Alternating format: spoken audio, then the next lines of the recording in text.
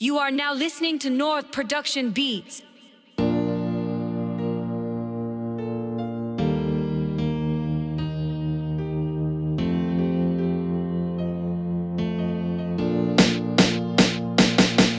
Nang mailap ako sa'yo, kala ko pag-ibig mo ay tunay. Lahat ay aking ginawa, ang gusto mo'y ibinigay. Ngunit ako'y nagkamali nang makilala kita. Isa ka palang babaeng mukhang pera talaga. Kaya pala nung natutulog ako ay nawala ng lakas sa katawan. At 2,500 at sabay dahis mo sa akin na tayo'y mag-iinuman. Darating ang mga tropa mo na mga mayaman. Nang dumating sila, meron silang isang kasama, isang lalaking medyo may edad at mukhang mapera. Hanggang saan nag-umpisa na ang ating inuman. Hindi ko na malayan ang takbo ng mga usapan. Tila ba ang utak ko ay para bang napraning? Ubus na sahod ko sa alak, kayo ay normal pa din. At hindi ko napansin, ako na pala'y nalasing. Bigla na lang akong napaisip na may balak kayong gawin.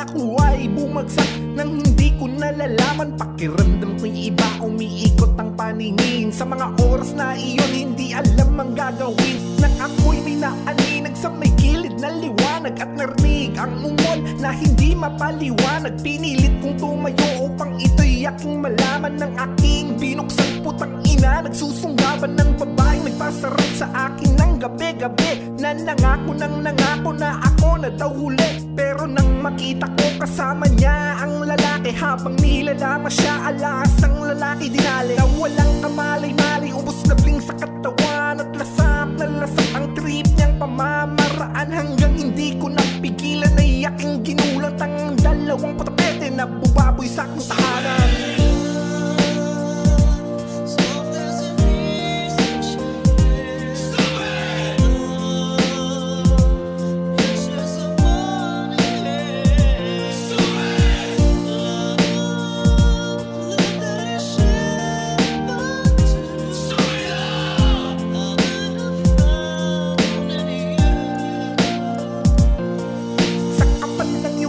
Nakuha mo pang umiti, hinugot ko na ang 38. Sabay tayo kayo dali, ikinasa, itinutok ko sa iyong pagmumuka. At pinaalala ang lahat ng iyong mga gawa, ng mga kataksilan sa akin ng harap-harapan. At paulit-ulit na pagbigay ko ng kapatawaran. Lahat naman ng utos mo ay aking sinusunod. Pinagsilbihan kita kahit na ako'y pagod, kahit na ikaw mali. Gusto mo ikaw pa rin ang tama. Oo na, sige na, tama ka naman palagi eh. Pag may regla panty mo, ako ang naglalaba. Kapag hindi ka sinunod, binabatukan mo pa. At ang gusto mong pagkain, puro manginasal. Pag hindi ka naibili, bigla mo na lang sinasampa. Awang-awa lahat sa akin, sobra ka kung manakal. Pero anong magagawa ko eh, ikaw aking mahal. Tapos kapag nagagalit ka, buong pamilya ko'y nadadamay. Grabe ka pa makamura sa aking nanay at tatay. Yun ako ay napuno na at nanggigigil sa'yo. Nagdilim ang paningin, sabay kalabit sa aking gatilyo. Ito na ang tamang oras na matapos na lahat. Isa kang babae na pawok sa pag-ibig, di tapat. At sa lahat ng nakaranas sa pag-ibig na ganito, stay put na lang kayo dahil may